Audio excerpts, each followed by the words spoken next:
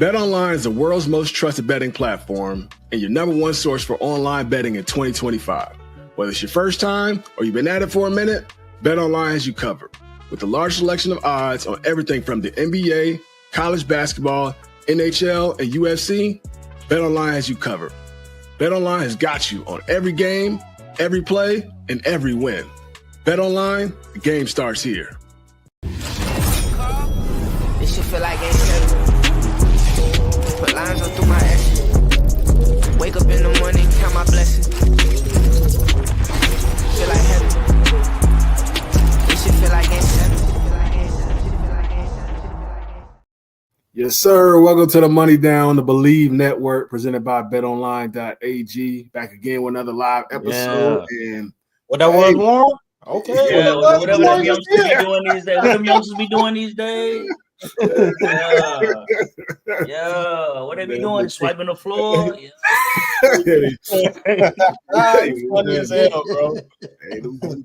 They do be cutting up now. They youngsters be cutting up. They let them get away with a lot of stuff, man. But hey, in the last episode, we talked about people getting paid, and people are still getting broke off this offseason. Was it yesterday? T. Higgins, Jamar Chase, Bengals paid up. It was a big question mark whether they was going to get both of them locked down. And they need to get that song, money.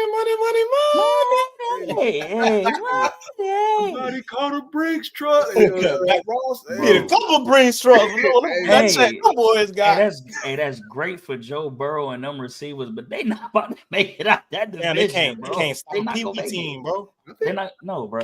I think they're gonna be all right. But you gonna have to put up 60 a game. I think they're gonna be all right. Defense gonna let up about 50. I'm saying y'all did it last year. I thought y'all defense in LA was gonna be true. That's true. That's true. But we the organization's different. You know, it's two different organizations. You know what I'm saying? I ain't trying to say that because I'm a Rams fan, but like we run different than Cincinnati, as you can see. We beat them in the Super Bowl. We just a different organization. They can't copy the formula. You know what I'm saying? They ain't got to deal with. Y'all ain't got to deal with nobody like a Lamar Jackson twice a year, too. You feel me? No. And we don't got to this year either. Yeah. So I just think that's going to be the difference. Like when we talk about them being able to try and figure out what they're going to do on defense, I just think it's going to be tough, bro. Yeah. Because they division not no cupcake. You got to see Pickens, DK twice a year. You got to see LJ and them boys, Derrick Henry twice a year. And then, I mean, Cleveland, I know is Cleveland, but even though Cleveland, they still got some smoke over there too. So I think it's a little harder division. We're gonna see though. We're gonna see for sure. I mean, they did start saying they back renegotiated with Trey Henderson too. So they're gonna have to back up the Brinks truck for him too. So that's why I always say they try and make it seem like they can't pay all these people because the cap and all that stuff. They cap it. Got it. They can make it happen. If they want to re-sign all their star players, we've seen teams do it. They're gonna have to restructure some contracts. Yeah, they restructure move some money around. Yeah, move some money around. They can make it happen. And I think I do believe that the Bengals will probably find a way to make it happen with Trey. Wills, what's good? What up, Wills? What up, boy? What's happening with the game? Coach of the year. Oh, yeah, coach of the year. Congrats, coach. Yeah.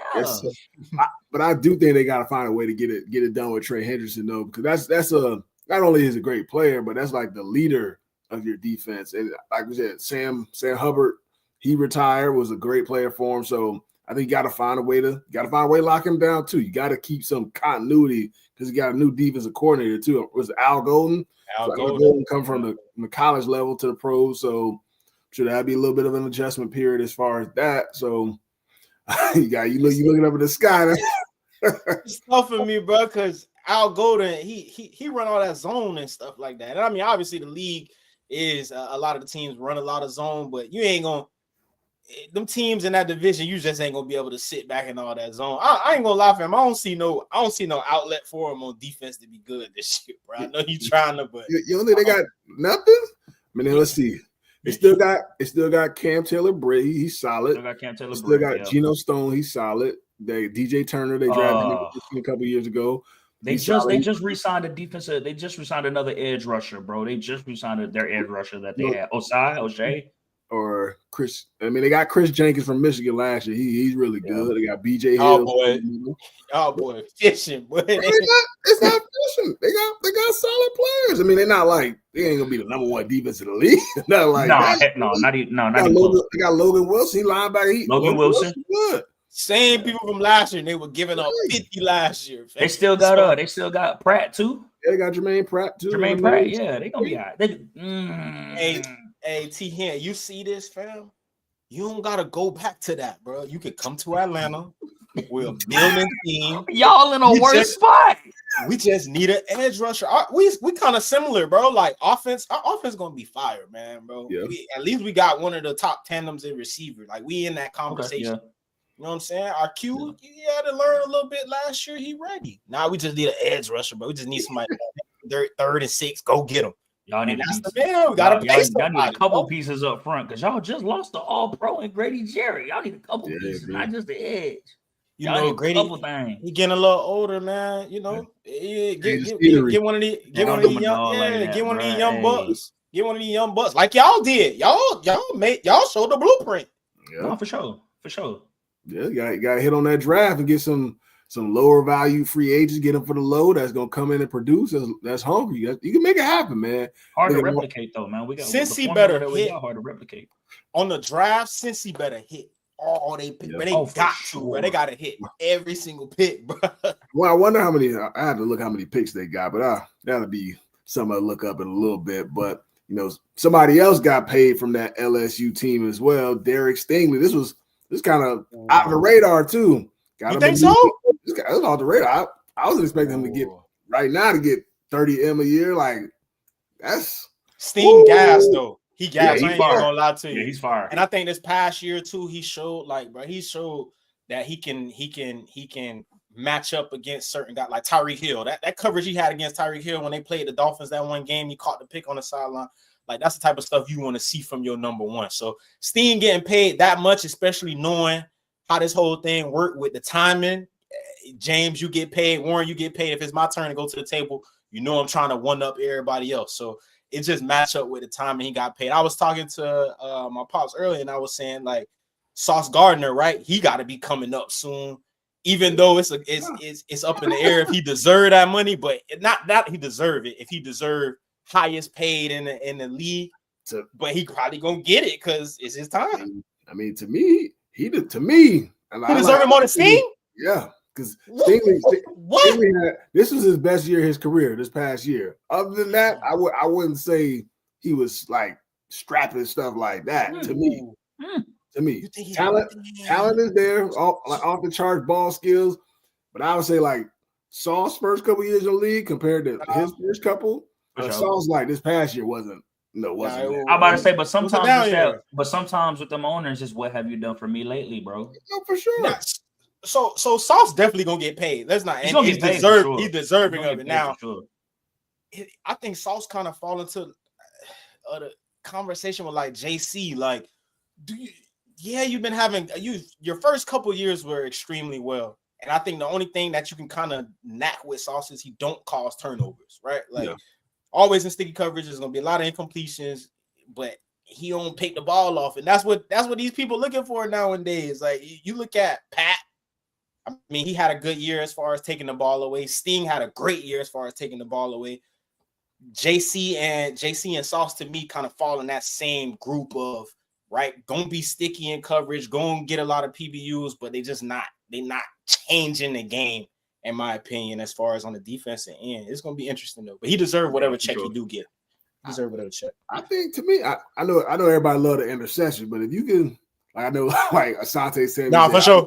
Yeah, I with the books instead of just shutting down one side of the field. But to me, that matters too. But he got to have a good year this year. Yeah, I mean, I'm sure they already in negotiations, kind of talking a little bit, but go ahead. They're not in the same draft class. I'm pretty sure they are same draft. So I mean, it might. I wouldn't be surprised in a day or two if it come out that they got two guys. They got two guys. They got Garrett too. Garrett Wilson. Wilson too. Same draft class. So they got two dudes. They got Garrett deserve whatever he finna get too. So. Yeah. So it's gonna be interesting. New coach. Got both first rounders too, right? Yeah, both first rounds. So they still got some time to figure it out, but you already know they see Jamar Chase got his bag, see T. Higgins got the bag, see Darius Stingley, J.C. Horn getting the bag. Like, hey, like, come on, baby. I know y'all see what's happening over there. It's my time.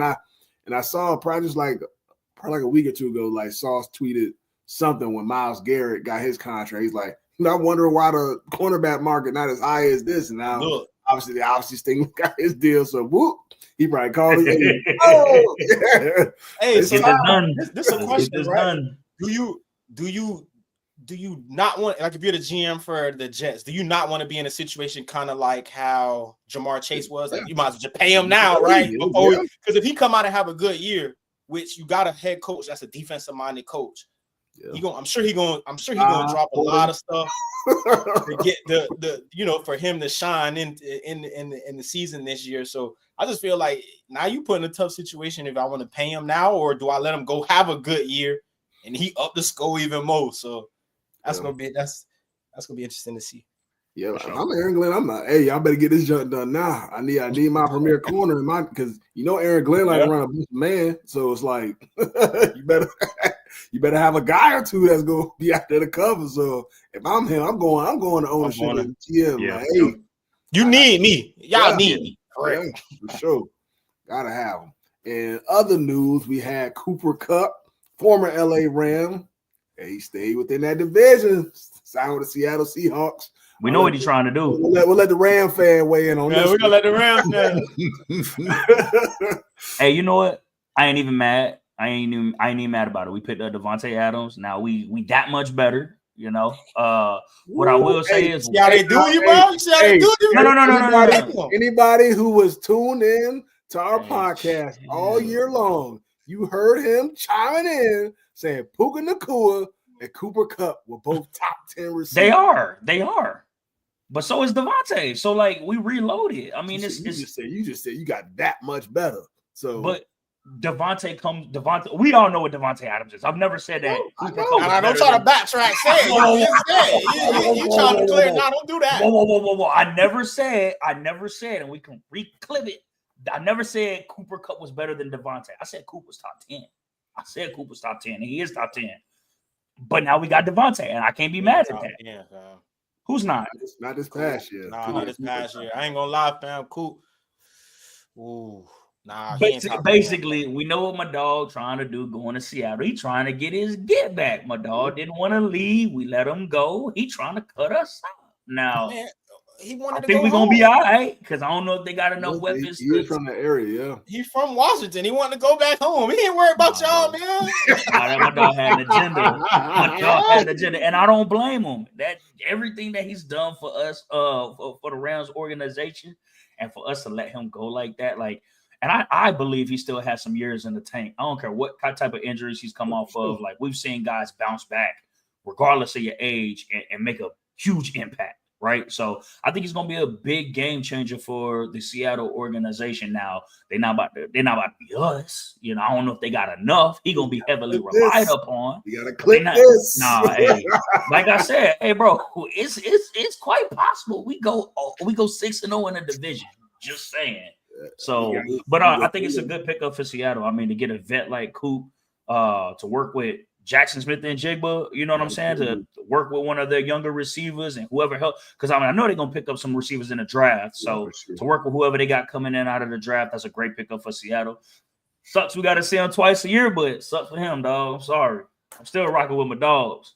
Hey, I don't know, man. I like the signing. I like where he went. For sure. Obviously, we got to see what Sam Darnold going to do. Change the scenery for him. He had a good year last year. See if he can repeat it. I do think it's great. Boy, about to have PTSD playing us. All right, now, hey, Sam finna go for 275, 14. He was throwing it.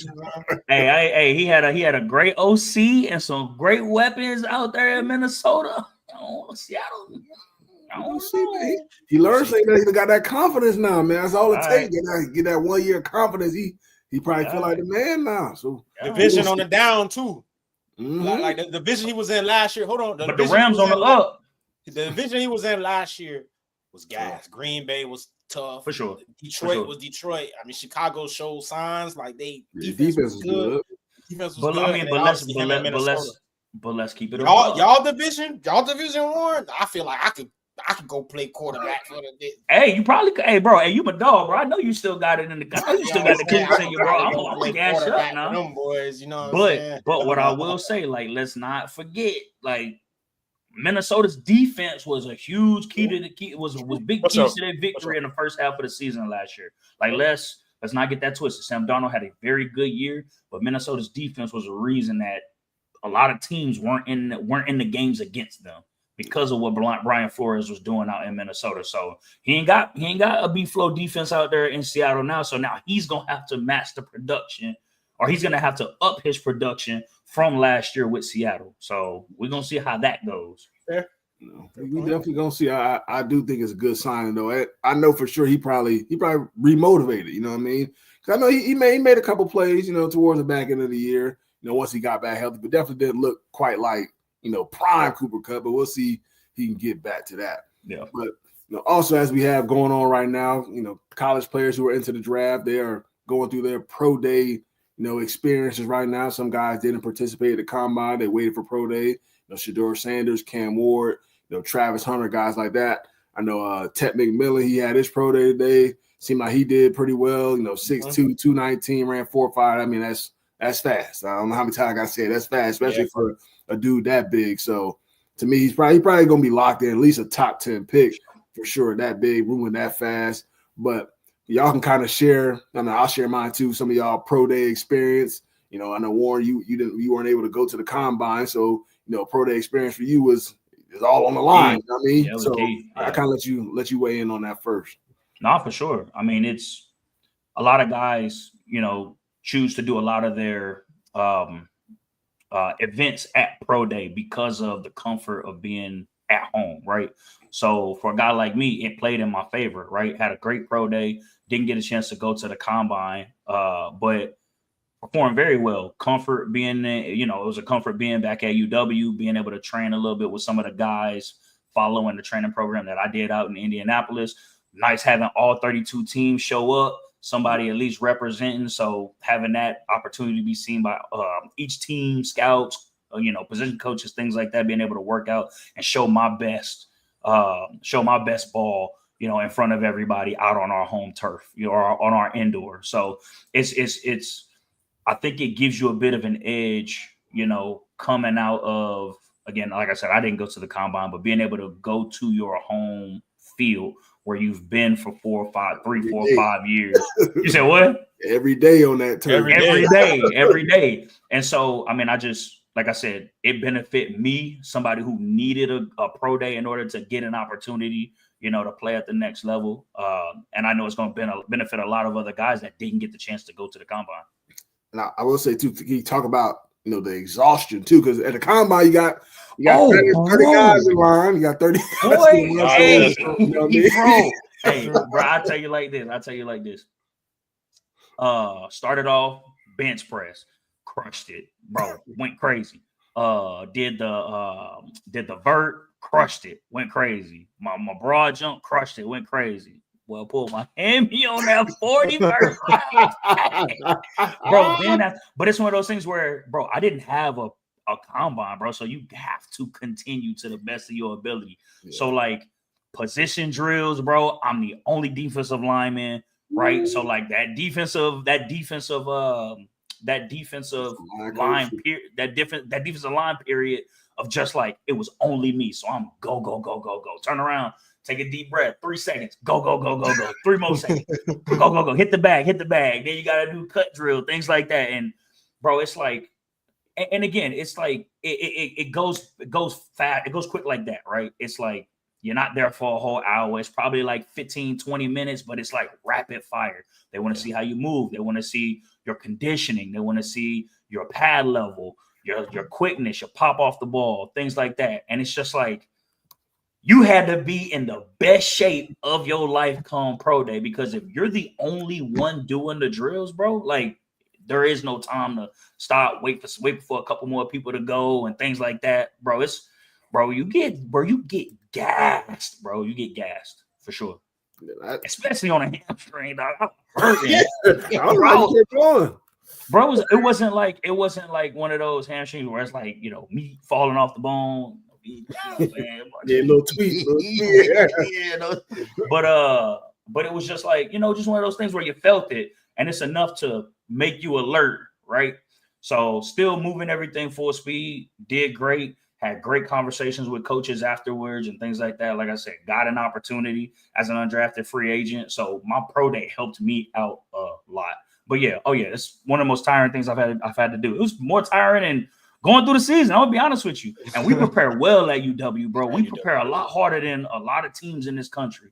But to have to do that by myself, like rapid fire, yeah, it was a lot for sure. And you know that check on the line too. So it's kind of like, you know, it's on the line. I think people get a little I don't want to say insensitive, but like they just don't know how much pressure it is on you. You feel me? Sure. Just for the simple fact that, again, like you said, this was your you didn't go to the combine, so this is where it was all on the line for you. Yep. And to have so many eyes on you, and it's just you in a position group. So now I'm sure that was tough, bro. I'm sure that was extremely tough. But it was fire though. It's a fun experience. But it's like one of those things like you prepare for it, bro. So like it's like mentally, like it's like, man, it's go time. Like you've done this week in and week out. Yeah. This has been your goal since you were a kid. So it's like it's go time. We just turn on that switch. No, it's definitely that pro day experience is definitely different. I know I was able to go to combine, but you know, once I did them testing drills, I was done with it. I wasn't repeat none of that. I was fit. I ain't really care what my numbers were. The 32 inch vert. I'm cool, whatever. I ain't doing that. No more. So once I got to the pro day, I just ran routes because there wasn't even like a running back coach there. Like me, Apodaris, Jacob Patterson, we just ran routes. Pretty sure like a scout or something threw us passes too. So it's a little bit different, but you definitely get tired for sure. When you only got like 3 guys in line running routes, you got to jog back. By the time you're back, you right back in line. And obviously you want to clearly show that you're in shape, that you've been training. You want to catch the football, run crisp routes. I said there may be scouts in town, maybe position coaches. You don't never know. But, yeah, you definitely want to put on your best performance. And, yeah, it's definitely good to be on your home field, place where you practice, all the time. You know how the turf works there. You know how to make it cuts, get in and out of them. You won't be slipping, like all that stuff. So, yeah, it's definitely an experience for a lot of these guys. And, obviously I wish the best to everybody, guys who have gone to the combine, who didn't get the opportunity, because this is you work, for however long you started playing football to your 3 or 4 years in college, for some of these dudes, just like Warren, like it's the only opportunity you got to really, really show just even for 30 minutes or 2 hours, however long you on that field, that's your shot to show just a little bit of your worth, and hopefully you catch the attention of a scout or somebody, and that's how you get your opportunity. And I said I started working at Illinois last week, and they had their pro day last week, and seeing like some of the guys go through their stuff, and I think it's cool now too because the juniors they get to be a part. They could be a part of if they want to, like as far as like our quarterback was throwing, like receivers like going through drills and everything. So I think that's pretty cool too to help give some of those guys a spell, because I know we had like 2 receivers participating, but we had like 4 receivers going to the drills with them, so to give them that nice little break so they don't get exhausted. So I don't know if that's necessarily a rule that just got in place. I know like Marvin Harrison Jr., I know the year before he went to the draft, he participated. For Jack, I think CJ, right? It was somebody with CJ Stroud. Yep, with CJ Stroud, he ran routes for him. I think that's if I'm not mistaken, I think they might have gotten a little bit more lenient on it, but I feel like that's been a thing since we've been in school too, because like you had a couple of guys that were juniors, that were on the bubble and whatnot, that got a chance to go out there and run routes for like Scotty T and Kurt Phillips and all them when they were going through their whole like pro day and things like that. But I'm almost positive it's been a thing for a while, but I think they probably have gotten more lenient about it. Well, I think probably coaches probably didn't push it like before. They probably like, nah, you ain't. But I think a lot of coaches should allow those guys to get out there and get in front of the scouts. It's an early look. I'm about to say it's crazy though, because for juniors they ask you to come in like for You know what I'm saying? They actually measurements and all that stuff. For measurements and all that stuff. So I feel like if you on some of these teams' radar, they might as well give you a punch at it, get out there and show them what you can do early. But I think that's super dope.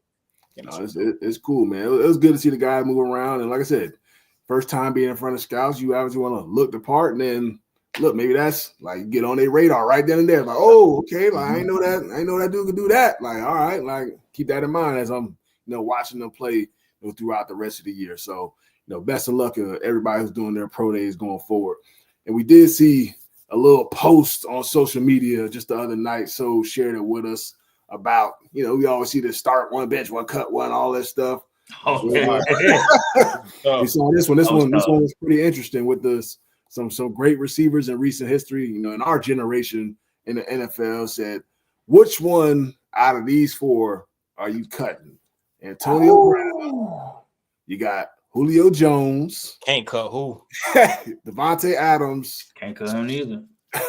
And DeAndre Hopkins. So it's tough. I know I told you the clear answer the other night, so I'm kind of going back and forth, man. I don't know. I know you said don't cut Julio, but I'm like, you can't cut Julio, fam. It can't even be in the conversation, dog. Listen, like, cause D-Hop, he not flashy. He not running, he not breaking nobody off, but D-Hop always D-Hop is the only one that to have 1,000 consecutive receiving yard seasons with different quarterbacks, though. Yeah, that's why. That's just the I can't cut him. That's just the cards you dealt. Yeah, But the thing, bro, that's the cards you dealt. I had Aaron Rodgers or Ben Roethlisberger or Matt Ryan. Like, that's the cards you dealt, bro. Bro, imagine if he had a Ben Roethlisberger or a Matt Ryan or Aaron Rodgers, bro. He would have been that much better, bro. He could have been that much better. He had Ryan Mills. Who else did he have? I can't even think. Fitzpatrick. Bro, like one until he got Deshaun, where he had like somewhat of a consistent quarterback. Yeah, somewhat of a consistent basis. So I'm gonna be at I wouldn't even say cut D-Hop. Yeah, that's it. I said cut Tay, and y'all know Tay my favorite player in the NFL right now. So I just think it's more of a seniority thing, right? Like you can't AB and Julio are in GOAT conversation, right? Greatest of all time. Them two boys, you can't even touch with them. And then Tay and D-Hop, I mean, still two amazing Hall of Fame receivers. I'm gonna say Tay just because he the youngest one out of the group. So is he? Yeah. He's the youngest one out of the group. So I'm gonna go Tay. I think I might have to go. You gonna go Julio? Yeah, I might. Nah, I love Devontae routes, just crazy. Like, fam, Julio went for 300 yards on somebody, bro. No, he fine, but he'd be hurt the next week. So no, I know that shouldn't accurate to account, but like Devontae, like consistency. I like DeAndre Hopkins' consistency, and then AB was unguardable, bro. AB the greatest receiver of all time. Y'all might think I'm crazy for saying that, but you crazy. All that Randy Moss, you sound crazy to me. All that Randy and Jerry Rice, bro. Come on, bro. The AB go. Hell, bro. The best of all time, bro. The greatest of all time. Of all time. Hell, bro. Hell, fam. Hell. First said he had a strong opinion on it. We got Tad Perkins in on this one. Yeah, I need to hear Sojourn, I love you. You are like a brother to me. I am very concerned about you right now. Bro, tell him. I am very concerned about you. Bro, he sounds crazy to me, don't he? So like putting AB in the same class as Jerry Rice is borderline blasphemy. You're about to call me Unc because I'm 10 years old right now. Because you did not grow up. You did not see Jerry. You don't understand how like the gap between Jerry Rice and everybody else is the same as the gap between number 2 and number 50. The athletes are way different though. You're right. They're different. You can only judge someone in their era, right? You can only judge them in their era against the competition. And Jerry was so dominant against the competition. Yeah. For me, I'm sorry. Like I'm cutting AB. I don't want them headache. I don't want them headache. Hey, Hey, Perk, I ain't gonna lie. I was kind of on the same boat, bro. I might cut AB, Y'all bro. bugging today, bro.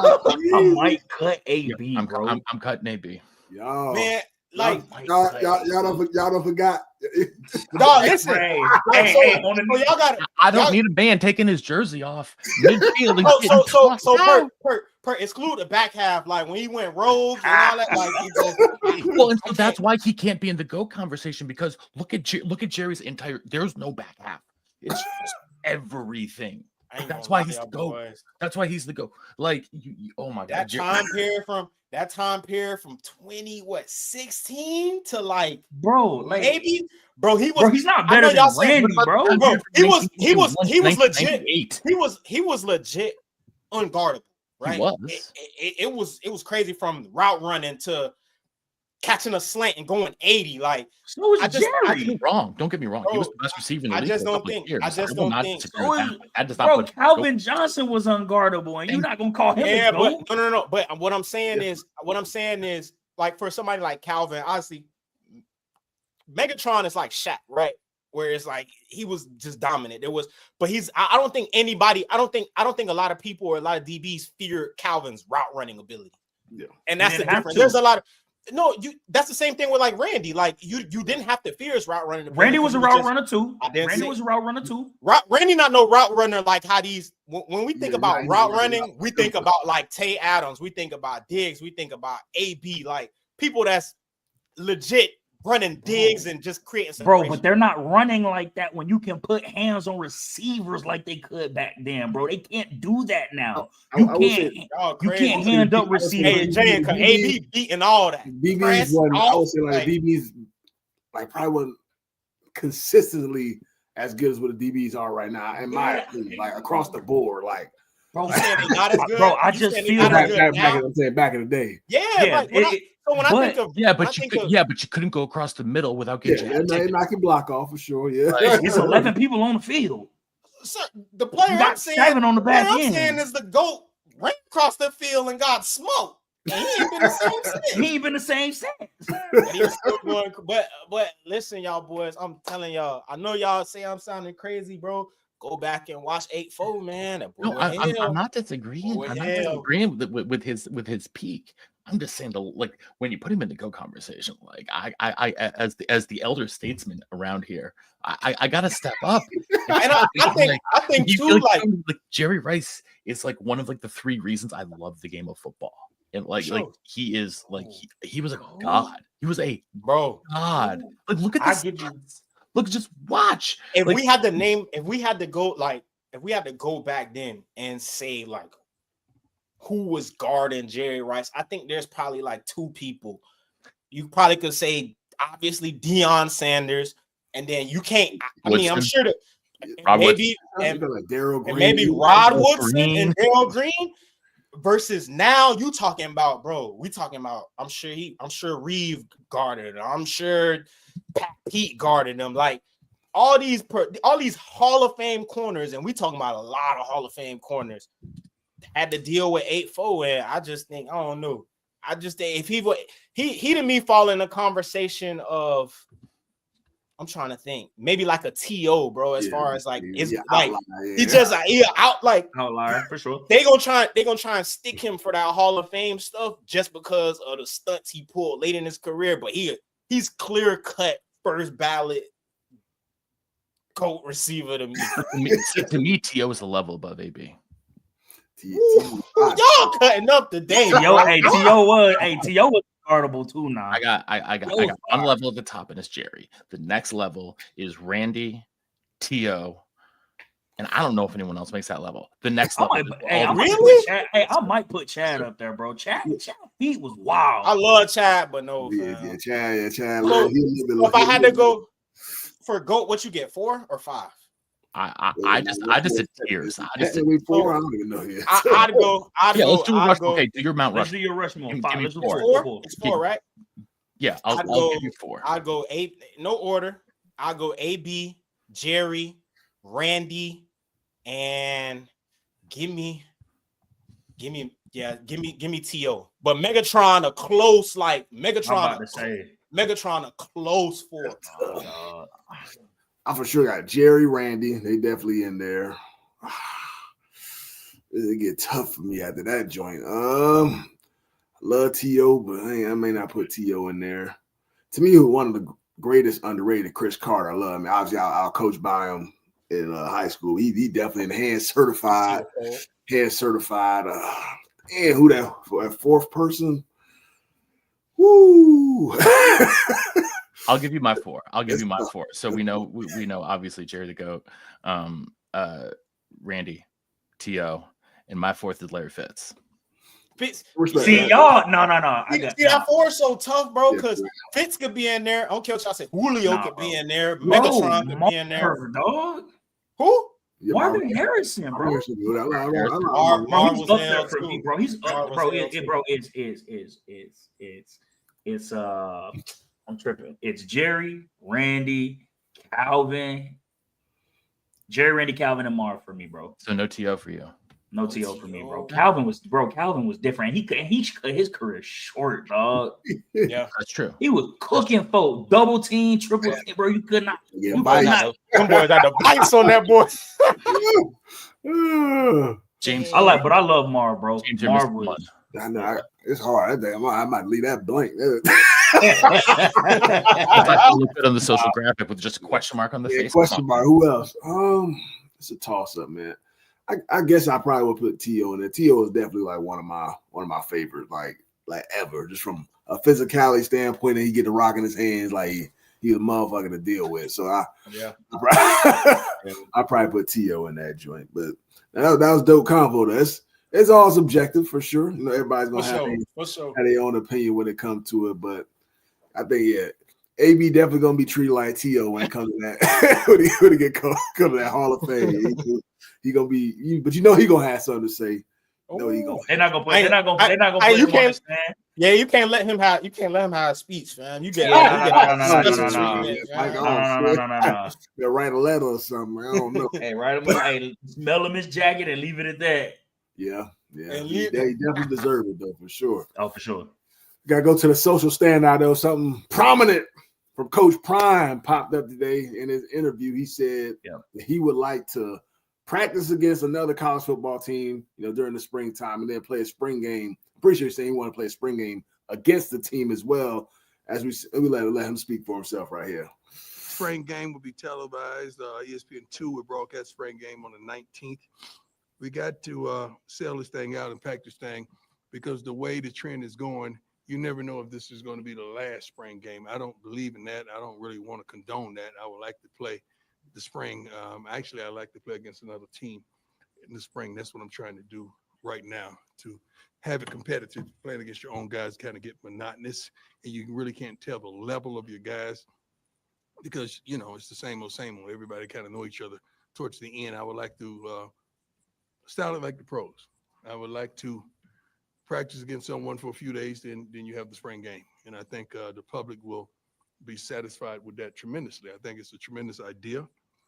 Yeah, I've told those personnel who should understand that it's a tremendous idea. Spring game. Hey, I like it. Be fire. Hard knocks NCAA. Nah, I like it. And I think this goes along with my point of, when I talk about the preseason rankings and all that stuff, I think that this kind of will help with that. You got a team which you expect to be top tier. They go up against another top tier team in a little joint practice and a little game. They get a little feel for what this team potentially could look. I know they got transfer portal, all that. Teams look completely different by the time, fall camp roll around. But I like the idea of it because it is starting to trend. We see some teams have already been saying they're not having a spring game. They're just doing 12 practices, not 15 and all that. So it's definitely trending in the wrong direction because I do like what he's saying because it does get a little monotonous, you go against the same people over and over, you get the same looks over and over again. You got the spring game, which is going to be very vanilla. Like I do think it is still beneficial, like going up against one another, but to go up against another team, that'd be dope. And he got a little challenger right here. So a little challenger already. I had to come to the front quick. Coach said, "We'll come to Boulder." We ain't no. I feel like that probably will be like the little back and forth whether we can go to y'all or y'all come to our home field or whatever. But I think that's a dope ass idea, man. Especially it really give you a chance to see where you're at come spring, because y'all boys know by the time we get to the spring game, I done seen every route. I kind of got a feel of how coach calling, certain players on third down and third and six. You're cheating it a little bit because you know the comeback coming on the outside. Like you start to honestly know, and everything starts to get redundant where you can play it. You can beat Colorado and play a team like Syracuse, and you really got to go out there and compete. And I just think having a team go out there for 2-3 days, however they want to do it, practice against them like a joint practice in the league. A lot of this stuff is trending and going to how the league operate with the money and all and everything like that. So I think that's a great idea from Coach Prime, and I hope. I know the NCAA be hating a little bit, but I hope they can make that happen. If not this year, next year. I think it'd be and we know how much the NCAA love making money, bro. This would be great. This would be so lucrative from a TV opportunity, sponsorship opportunity. Like if brands or companies want to sponsor, teams games and things like that, like it's a lucrative opportunity. My thing is I don't think, which I think it would at some point, or based on like the voters or the committee, some people are gonna start saying like, oh, well, we saw them do this in the spring game earlier in the season versus so and so, and it's like it's one of those things where people get to watching you and start getting to form an opinion, changing preseason rankings and all that stuff. Like, let it just be an exhibition game where two teams are just playing just to see where they at. Gives the fans a good inside look, gives everybody an inside look of how teams are going to look going into the season. But it shouldn't bar your rankings come the season, your strength of schedule and all that stuff. And that's the only hesitation I would have against it, is just like I don't want people using that against, say, for example, if Syracuse and Colorado does play, right? And, are able to play each other in the spring, right? And they don't look super great, right? Because it's the spring. And then that ends up hurting them going into the season from a ranking standpoint or an expectation standpoint. Then you got a 2-loss Colorado or a 2-loss Syracuse on the borderline going into the playoff, but then they want to make a comment saying, well, based off the spring game, if you remember so-and-so and so-and-so, you know what I'm saying? It's just like everybody wants – it's always something to talk about, and everybody wants to have a comment or something to talk about from the season to judge a team, right? So it's just got to be one of those things where it's just an exhibition game and it has no weight on the season. It's just to get the fans back involved in the spring, because obviously the spring has been tapering off, and right, it's a great opportunity for guys to show what they can do going into the season. I think two things, right? It could be pretty much a preseason game. So like you said, Warren, you can't judge, because we done seen teams go undefeated in the preseason. And then when the real season starts, they can't win a damn off. But what I was gonna say is two things. Right now, y'all boys, it ain't nothing on TV, man. Basketball down. It'll give us something to watch, fam. Like, March Madness about to kick up. March Madness about to kick off, so things are about to ramp up. But I think one, it'll give us something to watch. Two, I think it allows us to schedule your preseason game. Play a team that you wouldn't play in a regular season. That's not in your conference. That's not in your conference, like Oregon and Miami, right? Just to give us, just so you can actually truly see how you would fare up and match up against some of these teams. Now, to your point, Warren, I was thinking that, but at the same time, it's like, well, what if Miami comes out and Oregon looks terrible, right? Yeah.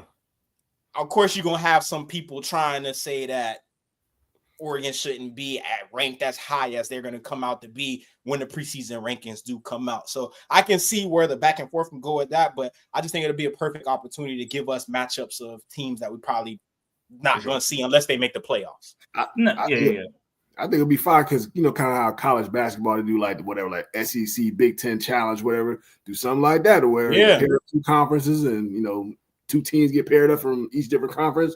They scrimmage against each other, whatever. No, Pac-12 don't exist no more. Big 12 versus whoop-de-whoop, or Big 10, SEC, ACC, whatever, Big 12 match up the teams. Kind of see how it goes. I think that would be something that's cool. Group of five, however they do it. I think it'll be cool. It could be Group of five go, whatever. They go scrimmage against SEC too. I mean, they probably don't want to do that because they going to start poaching their players. They're like, oh, he looked pretty good in practice. Yeah, we got a little. I got a meal for you. But that can happen conference to conference. Like it can. For sure. bro, it happens now. It's gonna happen regardless. So, but if you like say whatever, you group of 5 school, you go scrimmage against Alabama, and you know your best player, he go out there and show out, he is gone. He is gone. But right after that game. But if you do that, you have to. But if that is something that you do, obviously they have to take a look at every angle, right, before they make a decision like that, because there is another opportunity for guys to transfer following spring ball right before the season starts. So you have to be able to say, hey, look, like you cannot transfer following the spring. Like you have to, again, there's going to have to be some loopholes that are going to be they're going to have to be shut closed when decisions are made like that, especially with the transfer portal, because the transfer portal right now is the wild, wild west, bro. So at some point it's going to have to be tamed a little bit more. Yeah. But again, like we talked about this during the season. It's just, again, this is theory, right? So, yeah, man, send the ACC versus the Big Ten. So team, yeah, that's how they, and then send the SEC versus the Big 12, and everybody else figure it out. But I think it'll be, if we get a little spring preseason, that'll be dope. That'd definitely be fire, man. Before we wrap up, you know, there were some photos posted of, you know, the potential cover of the college football 26. You know, a bunch of different faces on there. I was kind of surprised they had this many. You know, last year where they had Donovan Edwards, where they had Travis Hunter, Quinn Ewers. They were the 3 focal points of the cover of college football 26. This year they went a little bit for the deluxe edition. You got Jeremiah Smith on there. You got Ryan Williams. You got Reggie Bush. Like Kirby Smart. You got James Franklin. There's a bunch of. I think they got Nussmeier, everything, Singleton. So they got a variety of different faces in there. I don't know what's y'all thoughts on that. Like, should they have went more with a current player or a player from last year? Because that's what it used to be. You know, a player from the previous season, whoever balled out, the Heisman Trophy winner. That was the guy who was going to be on the cover, for the next year. But now they're doing things a little bit different. Getting some more current players involved. I don't know how y'all feel about that. I think it's dope. It's different. Like when I was seeing the tweets and everything, there was an account that was tweeting it out. I'm like, ain't no way in hell that's the cover of college football. Because we so used to it being either a solo person or somebody going into the draft, or last year going with 3 stars. But seeing this, I think is extremely different. I'm happy to see head coaches on there, because I think there's no head coaches currently in the game. But now we're starting to just little stuff to just make it a little bit better. We got Kirby on the front. We got Coach Franklin on the front too, it looked like. And then just having the mascot and stuff, I think it's give you that true college feel. And I think a lot of people maybe can't feel like how we feel about it, but at the same time, just seeing all those guys on the cover and them changing it up is all I needed to see. I'm excited anyway. I'm rocking with that for sure. I'm tired of these little glitchers and kids beating me out of game in a sport that I played my whole life because they just running 3 coverages the whole game. Bro, and here's the thing, bro. You know what they're running. You run the perfect defensive concept, but because of the way the game is designed, you can't stop it. Oh, and we talked about that last year too, right? EA, man, come on now. Bring some former players there. I don't want to see Twitch Mikey get the game before, you know what I'm saying? Getting the game putting out. Come on now, like y'all need some feedback from people. I need the DBs a little bit. I need the DBs to be a little bit more reactive to their assignments. I need my DBs shading outside when you say shade outside and not stepping to the inside. I need all that. There ain't no way somebody should run a cornerback on an outside or should run a corner route on an outside shaded corner. James, I don't think you was on the other night. Warren was on. Well, I was hot. I just got on the mic. All I hear is, I'm playing them inside. Why the hell you keep letting them inside? I'm like, I'm just saying, Mike. Bro. And here's the thing, though, bro. It's like when you play normal online, right? When you play Road to Glory or whatever you call Road to the CFP, I smoke cats, bro, right? Because you got the regular teams and things like that. But when you get in the ultimate team, though, that should be so frustrated, dog. Ultimate team be so frustrated. Y'all be stressing on there, bro. I ain't playing that ultimate team. No, bro, but I smoke cats though, bro. And hey, viewers, if y'all listening, bro, anybody can get it. Don't get it twisted now. I win 3 times more than I lose now. Just know that.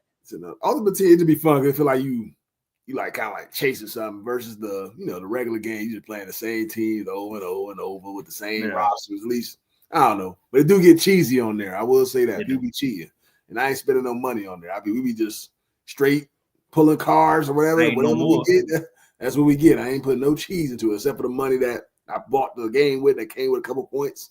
Sure. That was that. But I need somebody. I need somebody to hold on. We got to come in. I need somebody to send you a request, fam. I want to because Warren damn near the best person I know in the college football. Him and I'm like that. Him I'm and about Toe. that now. Him and Toe. So it'll be dope. Yeah, shout out Toe. It'll be dope. We get some people who want to challenge the big dog and see how they feel. Hey, just let me know. Hey, at Trillinois 45. Just let me know. Man, that's something we gotta do, man. We can put that right on YouTube live, bro. We should go ahead and start this franchise or start that dynasty up. Get a few viewers in there.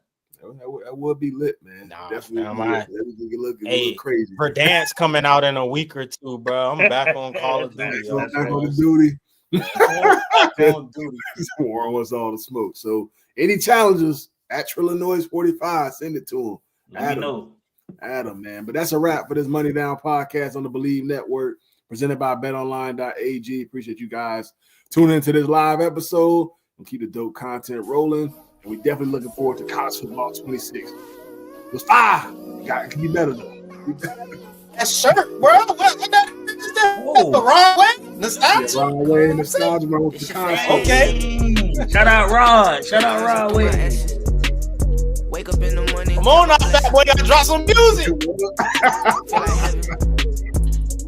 This shit feel like game 7. If I lose, then I'm going home.